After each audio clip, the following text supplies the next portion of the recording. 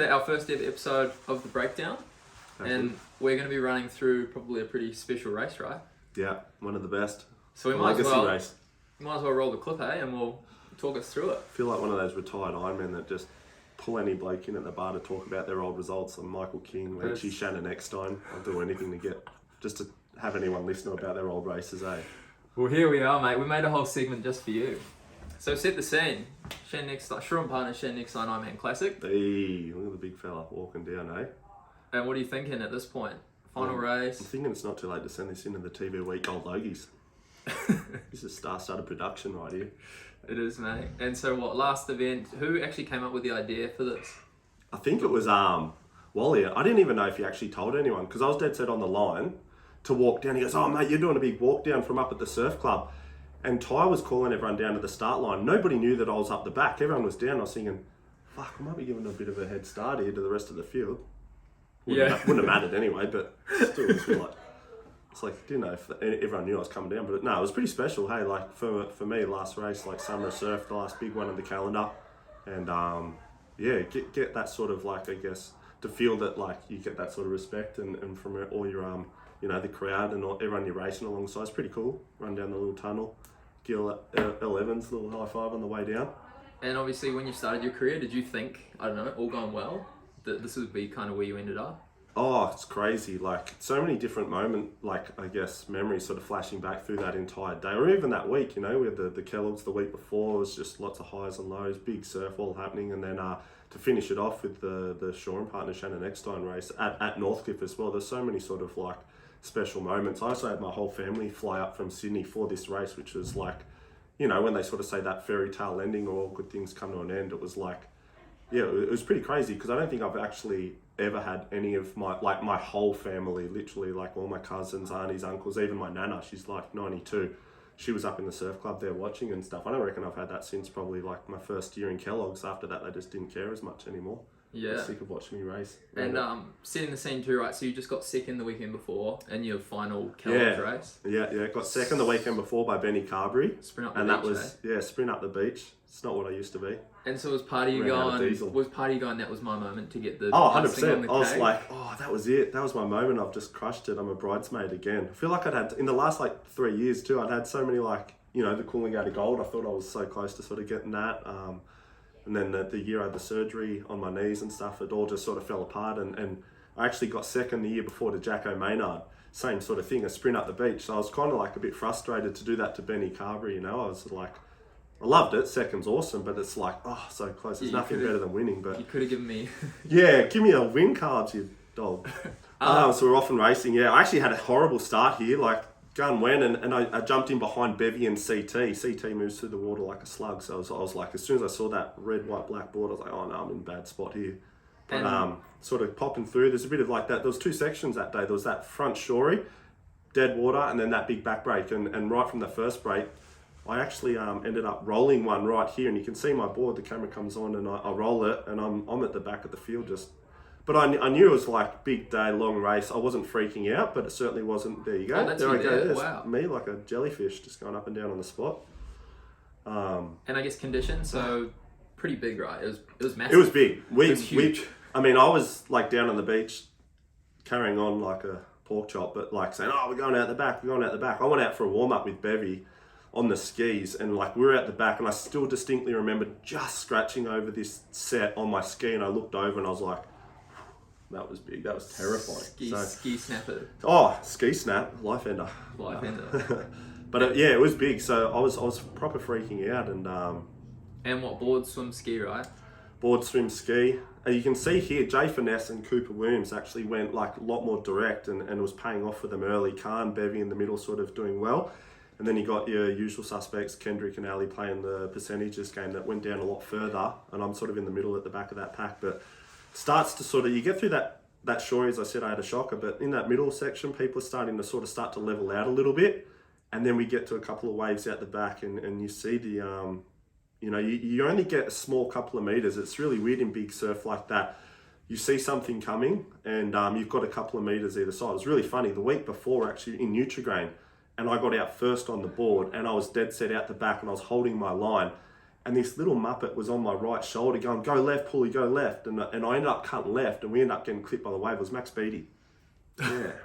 Max told me to go against what I wanted to do and go left, and we ended up going from first to roll this big wave, and we were a long way back. So that's what happens. And I must admit, right, that like, sort of caliber of athletes, I guess, come back to bite you in the butt.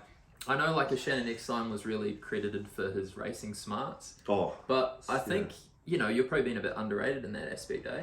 Like, do you think you've got a... yeah, well, he was definitely, like, consistent. I feel like I always had really, really good surf skills and a good read of the ocean, definitely. But Shannon was just able to know what were the percentages and then act on that, make him pay for him. Whereas I kind of knew where I should be or would be, but sometimes I'd just be super unfit and fatigued. So I was like, I'm going straight anyway. Yep. And then, that's the games. But they of... got around there so quick, Bevy, Ali and Khan, that big wave. I saw. Ali pull off, eh? Yeah. But Khan, Khan obviously has done pretty well. Well, he did it the year before. He Years. won the board race in Big Surf. He can turn it on for the cameras, Khan. He got the dub. So. And then after this race, he ends up winning the board again. Yeah, and he went back to back. So he's in Big Surf, the big lazy fellow seems to do well, but. As we just saw just then, Bevy dropped off in that middle section. It was just so tricky. Some waves going right through, some not. And I think I was on the third wave back that sort of picks up with Ali and maybe 2 or 3 other guys, maybe Zach Morris, somebody else. And Khan's running around here first going in. As I sort of said, I remember being on that wave going, you know what, this is on here. This is a great spot for me to sort of be in or position right now. Bevy's in second, just turning now. I think myself, Ali, Zach Morris, and maybe Cooper Williams from memory, sort of run around in that mid-pack. Taddy was up there as well, which is a bit of a surprise, but he's having a good race after that first board leg for him. And for example, you've got Bevy in front, like is he the guy you're immediately going Oh, by? for sure. Bevy's so good he seems to really race well in that Big Surf. All that shippies practice he did back in the day must have really paid dividends because he seems to go well in the Big Surf. And is that on screen what looks like a couple of the Newport boys? Khan's gone in first, Bevy second. You can see Ali and Zach Morris actually ran down to the south to play, again playing the percentages. They went down to allow for that rip. Myself and I think it was Cooper Williams ran in first out of everybody. We went a much straighter line. So you've got a bit of a porpoise section at the start, and then there was a sandbank and you could sort of wade and dolphin dive through, and that's probably one of the biggest strengths I've always found is that in Big Surf and a lot of water moving, if I can get my feet onto the sand, whether it be wading or dolphin diving, that's probably one of the strongest parts of my race in a swim leg is across that bank. So I did it the week before at Kellogg's a lot. I was taking that first line whilst everyone else ran down a lot, and I was and it was paying off for me more than anything. I think it's just sort of being quick and powerful, getting along a bit heavier as well, getting along that bank and not getting swept by the sweep too much. I sort of got across that bank. By the time we got to that first swim can, you'll see Khan rounds first, I think Ali Day second, and I'm third, but I ended up taking a wider line than Ali. Ali still, although he ran down a long way, he actually almost gets held up on this can, and I sort of came around at a really wide angle. So the sweep was so strong that day, it was insane. Normally we go left to right, traditionally around the cans, but with that sweep and the size of the swell, they had to reverse the swim leg, which was the only possible way we saw all day. It was just havoc for the 15s and 17s, the kids trying to sort of get around.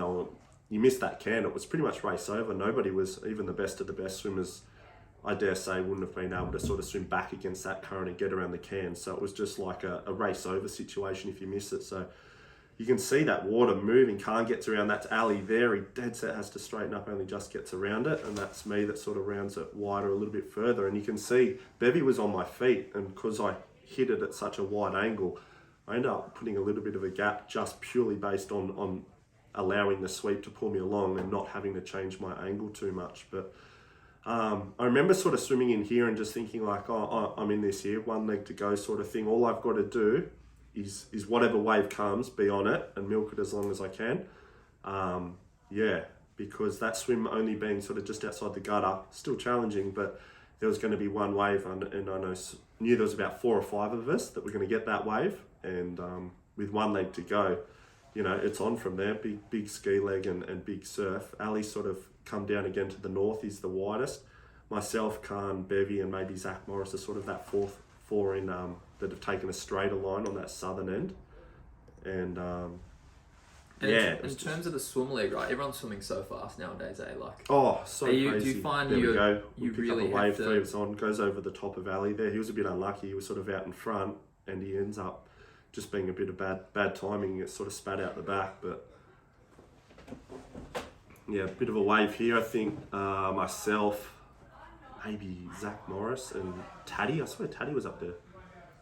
And I guess knowing the ski legs coming up and the surf's massive, like you're not exactly able to count your chickens, right? You're going, No way. I remember running around and just thinking like, oh, you're in a good spot, but you've still got to just sort of put the blinkers on and not get caught up in it, and just find that line. As I sort of said before, it's only a couple of meters either side of you. Wherever you put your skiing, that's kind of where you're going. If you put in straight, it's not like you get out the back and go, oh, I'm going to punch south now because of that sweep. It's just a nightmare. So you got to fight against it. And I went in pretty straight. Everyone else went down further south of me. I remember feeling not too fatigued here. Like, although even on reflection of the day, like it all kind of happened so quick and the surf was so massive. Nobody was sort of thinking about how exhausted you were. Everyone was just hoping they got out clean on that ski and didn't get smoked. It's just back-to-back years. This event has just turned on two of the best swells we've ever seen for the surf sports calendar. You know, it's such a sick day. It's just, it'll be hard to match it this year. Tactics wise, are you going like, is your goal just sprint as hard as you can, or are you yes and no time it? Like, no, I always say that to everyone, like you want to sort of sit around 70-80%, and the reason I say that is because if you get to the back of the break and you've flogged yourself in that shore break, the window or margin to get out the back is so small. If you're even like stuck in third gear through that, yeah, it's just too costly. So I'm trying to, you can see here, I've backed right out. I was actually taking deep breaths, trying to lower my heart rate, trying to freshen, get some good oxygen in, because I knew if I got a window, I wanted to just attack it at 100% fifth gear, because there was so few and far between those little windows to get out the back. So we saw one there through that first story. I had to sort of accelerate, got through that little bit. CT got pinned by it a little bit.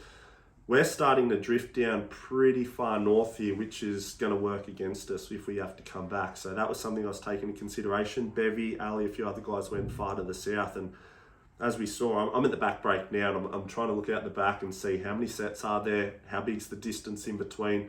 You get over clean, and then you just have to sort of back yourself, go 100% and make sure you make the most of it. But yeah, it was a... That's pretty nerve-wracking, right? Big time. You're trying to pop up and see, is there a wave coming? Should I stay? Should I you're go? looking, and like, I mean, as I said, like it was so big that day, you just don't want to be wrong place, wrong time at the bottom of one of those waves. You saw what it did to Corey Fletcher in that board before. Like, he's a big, strong fella, and he rolled that wave on his board and it ripped it out like he was just a little kid, you know. So on a ski, it's even worse. That trying to roll those skis and hold on to them, it's just, mate, they're a nightmare. So already you can see one ski up and down. It's probably max speedies.